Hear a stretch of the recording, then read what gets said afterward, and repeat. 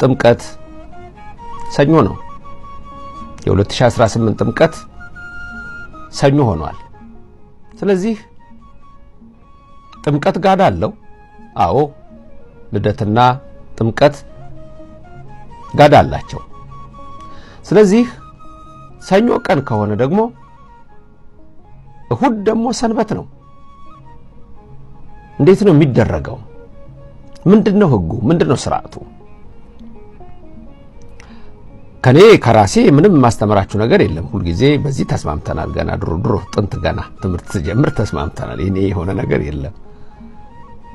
ህግ ላይ የተጻፈውን የተቀመጠውን ነገር ነው የምንማረው እንጂ ሰው የራሱን ሐሳብ ዝም ብሎ አንስቶ ይሄ ነው አይልም። እንደ ሰው ሐሳብ ከሆነ ሰው ተነስቶ እንደ ፍላጎቱ እንደ ፈቃዱ ይሄን አድርጎ ሊል ይችላል። ስለዚህ እኛ ግን አባቶቻችን በጎላ በተረዳ ነገር ጽፈው ሰፍረው አስቀምጠዋል። ያንን እያነሳን ነው ለእናንተ ምን ነግራችሁ። አንዳንድ ጊዜ ከሌ እንዲህ ብሎ አስተማረ ይሄ ነገር ተምታታብኝ የምትሉ ሰዎች ትኖራላችሁ። ስለዚህ ለእናንተም አይነት ሰዎች ዛሬ በዚሁ በገጹ ላይ ጽሑፉንና ህጉን እያሳየዋችሁ ለሌላም ሰው የምትጠቅሙ እንደምትሆኑ ተስፋ አደርጋለሁ። ስለዚህ አንዳንድ ሰዎች ከራሳቸው ስሜት ተነስተው የሚያስተምሩ ይኖራሉ። አንዳንዶች ደግሞ መንፈስ ቅዱስ ገልጦላቸው እናንተ የበለጠ ጾመኛ እንድትሆኑ አድርገው የሚያስተምሩ ሊኖሩ ይችላሉ። እሱን እግዚአብሔር ያውቃል።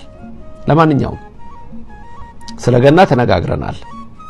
ስለ ልደት አሁን ስለ ጥምቀት ነው። ጥምቀት ሰኞ ነው። ከመሳሳት ለመዳን መማር ጥሩ ነው። ዕውቀት ጥሩ ነው።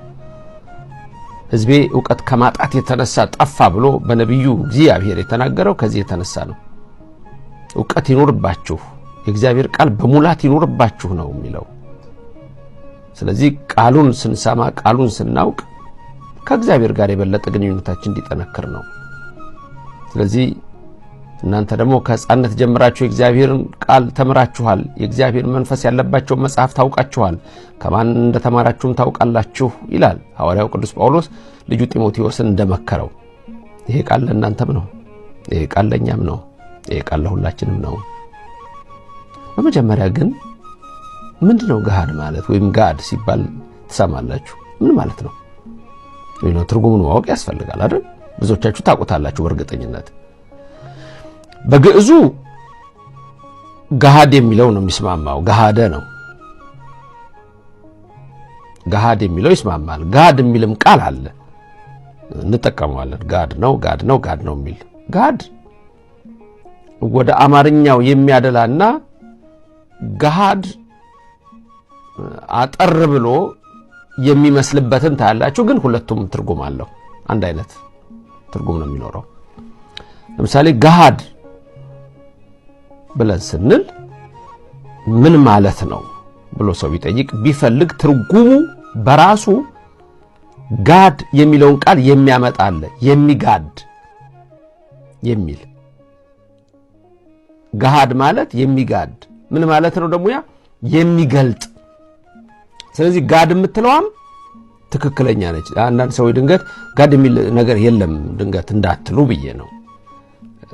ግዕዙ ገሃድ ነው፣ ገሃደ ነው፣ ከዛ ነው። ግሱ እንደዛ ነው። ስለዚህ የሚገልጥ፣ ተገላጭ፣ ተገላላጭ የሚል የአማርኛ ትርጉም ይኖረዋል። ስለዚህ ገሃድ ብለን ስንል ትርጉሙ ያንን የሚያሳይ ነው። ምንድነው? በግላጭ እንደማለት ሊሆን ይችላል። ለምሳሌ ገናን ረቡዕ ቀን አከበርን። ረቡዕ ቀን ገናን አክብረን የጾምነው ማክሰኞ ቀን ነው። በግላጭ ነው የጾምናት ማክሰኞ። ማትጾመው ነው ማክሰኞ በግላጭ ጾምናት ብለን እናስባለን። እርግጥ ገና ከመሆኑ በፊት ያቺ ቀን ምንድነች? ጾም ነች። ግን ጋድ ብለን እንደገና ጨምረንባት ደርበናት ጾምን።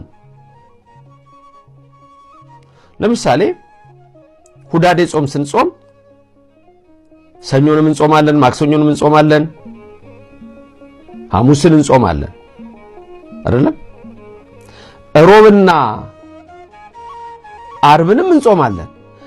ሰኞና ማክሰኞ ላይ ድርብ ላይኖራቸው ይችላል፣ ያላቸውም አሉ ብዙዎቹ። ሮብና አርብ ግን እላው ላይ ጾመ ድህነትም አለው። ድርብርብ ሊሆን ይችላል። ድርብርብ ሊሆን ይችላል።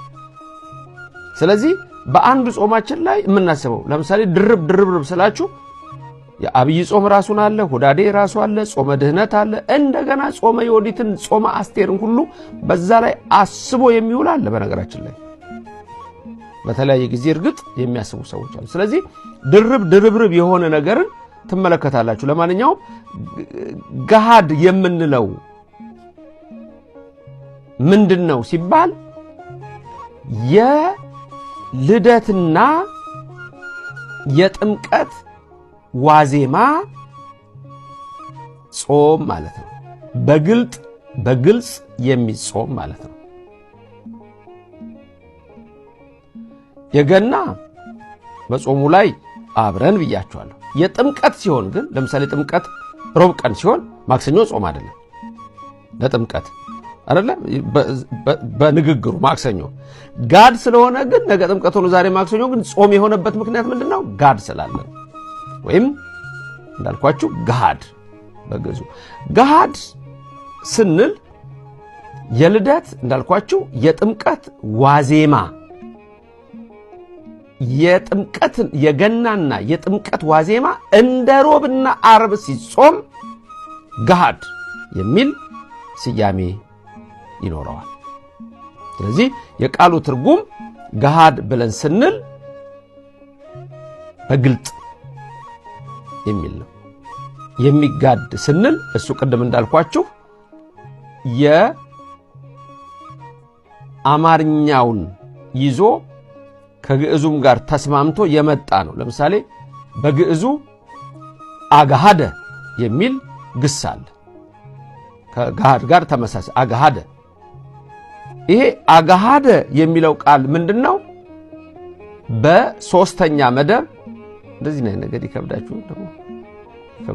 የሶስተኛ መደብ ነጠላ ቁጥር ጾታ ወንድ ግስ በሱ ነው የሚነሳው። ሂ የምንለው የእንግሊዘኛው እኛ ውእቱ የምንለው ውእቱ አጋሃደ ነው።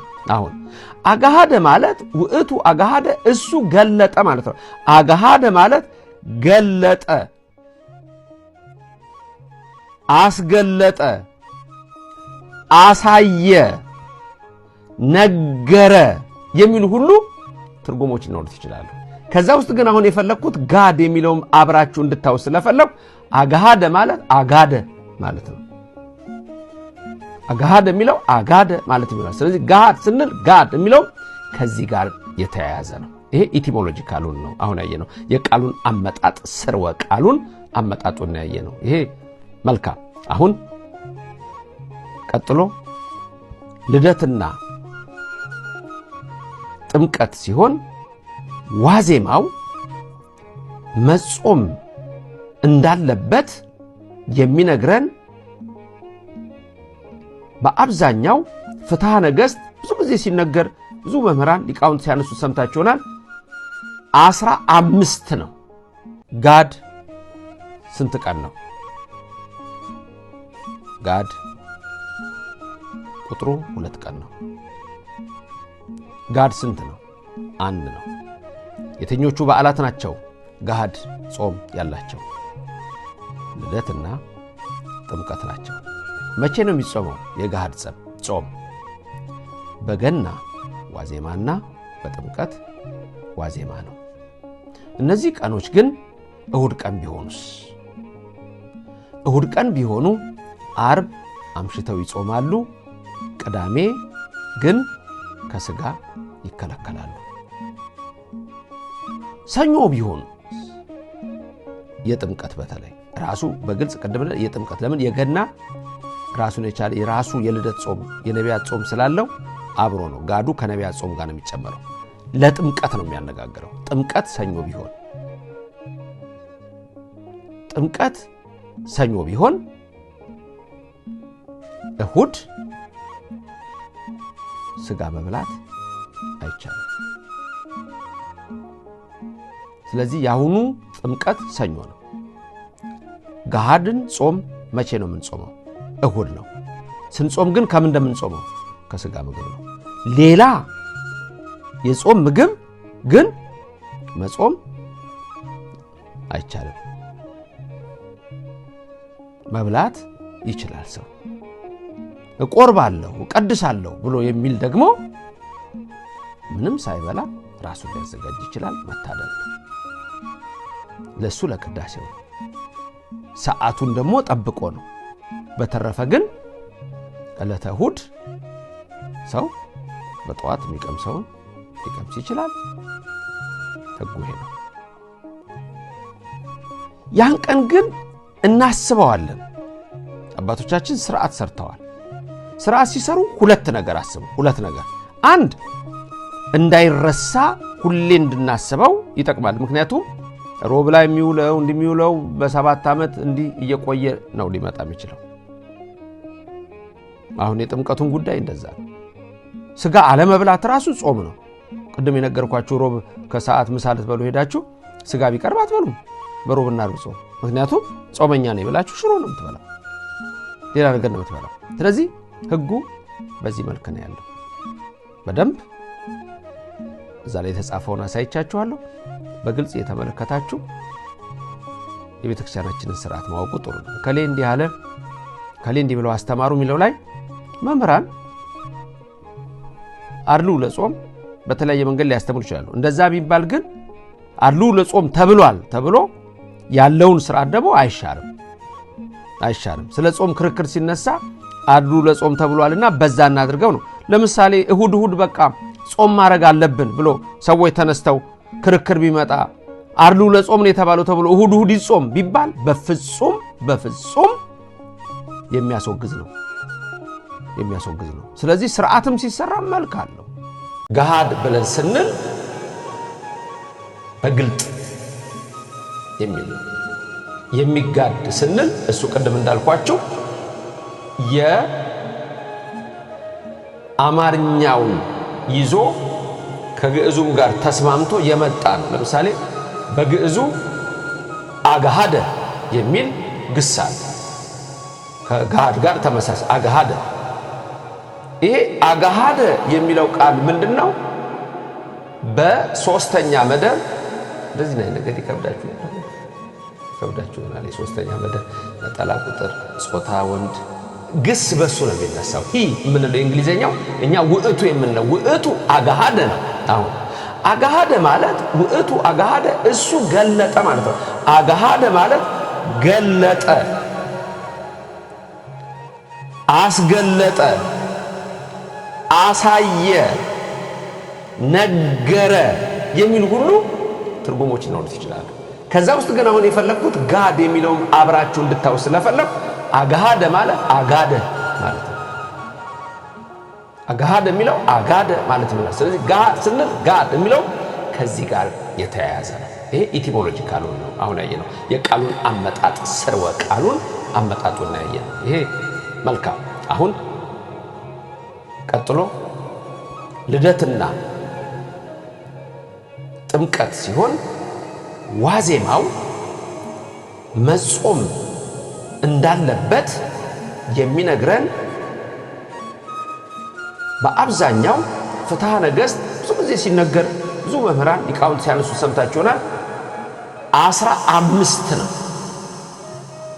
15ኛው አንቀጽ ስለ አጽዋማት ያወራል።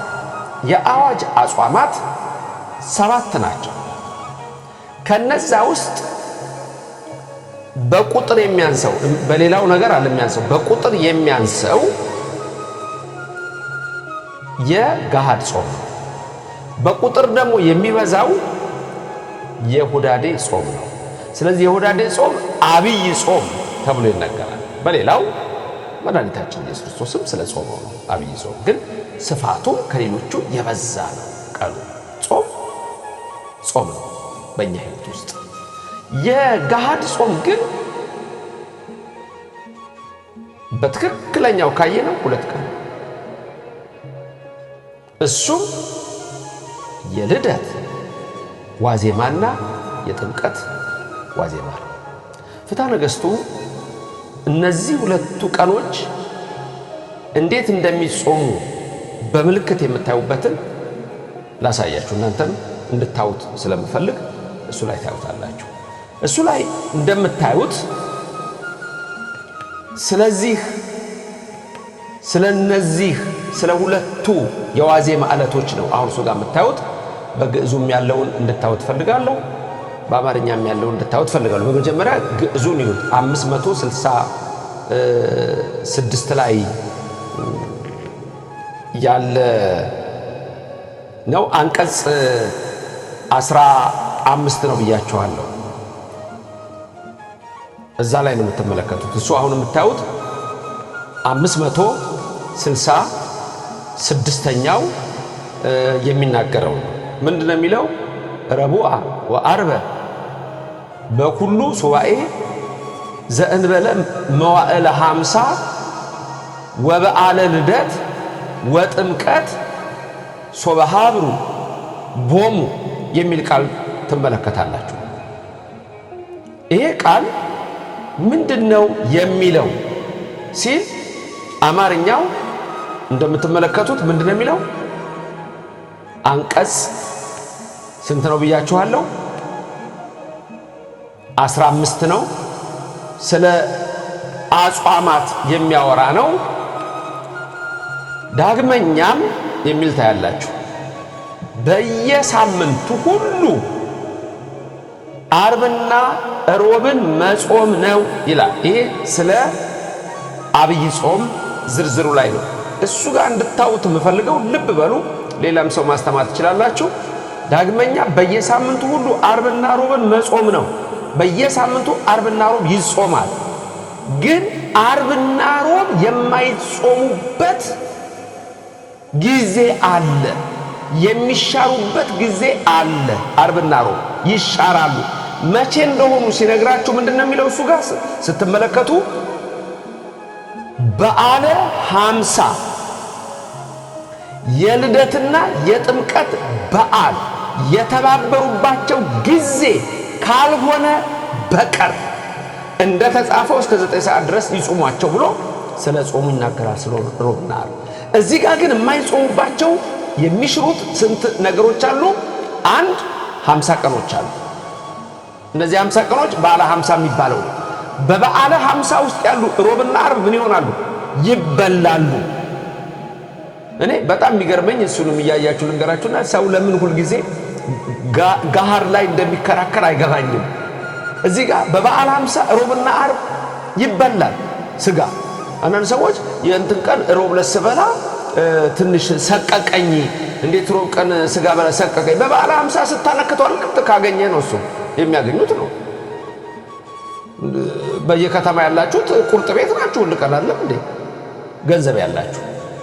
ሌላውማ በአመትም አንድ ቀን ስጋ ይበላል። አሁን እዚህ ጋር የምትመለከቱትን ልብ በሉ እንግዲህ ህጉን ስታዩ ነው የምታውቁት። ህጉን ስትመለከቱ ነው የምትማሩት። ስለዚህ እሱ ጋር የምታዩት ምንድነው? በበዓለ 50 አንደኛ በበዓለ 50፣ ሁለተኛ የልደት ዋዜማ፣ ሶስተኛ የጥምቀት የልደት በዓል ሶስተኛ የጥምቀት በዓል ዋዜማዎቹ ወደ ጋድ ይለወጣሉ ማለት ነው። በእነዚህ ቀኖች ግን ይበላል ማለት ነው። ስለዚህ ሮብና ዓርብን በበዓለ 50ና የልደትና የጥምቀት በዓል በሚሆንበት ጊዜ ምን አድርጉ ነው የሚለው? ብሉ ሮብና ዓርብን ይላል። አሁን ዋናው ነገር ምንድነው? እሱ ላይ እንደምትመለከቱት እነዚህ ቀኖች ለምንድነው ብላችሁ ስትሉ በዋዜማቸው ጥምቀት በዋዜማቸው ጋድ ናቸው፣ ጋድ አላቸው፣ በግልጥ ይጾማሉ። ስለዚህ ሮብና ዓርብ ጥምቀት ሲውል ይበላል። የተበላበት ምክንያት ደግሞ ጋድ የሚለው ከሰባቱ አጽዋማት አንዱ በእነሱ ላይ ሕግ ስላለው ይህን እንደገና አሁንም በሌላ የሕግ የቀኖና መጽሐፍ እነማ እንደሆኑ ላሳያችሁ። እዚህ ላይ ደግሞ የምጨምርላችሁ ምንድነው? ቀኖቹ ላይ ነው። ስንት ቀን ነው የምጾመው? ለምሳሌ ጥምቀት አሁን ሰኞ ነው። መቼ ነው የምጾመው? ጋድን ሳምንቱ ሙሉ ነው የምጾመው? ዓርብ ነው የምጾመው? ቅዳሜ ነው የምጾመው? እሁድ ነው የምጾመው? ጾሜስ እንዴት ነው የሚለውን በጣም ማስተዋል ያስፈልጋል። ይህንን ጥቅስ ተመልከቱት። ይህም በፍትሐ ነገሥት ላይ ያለ ጥቅስ ነው። ምን እንደሚል አንብቡ። መንፈስ ቅዱስ በእኔም በእናንተ ላይ ይደር። መልካም። አሁን እሱ ጋር የምታዩት የአጽዋማትን ዝርዝር ነው የሚናገረው።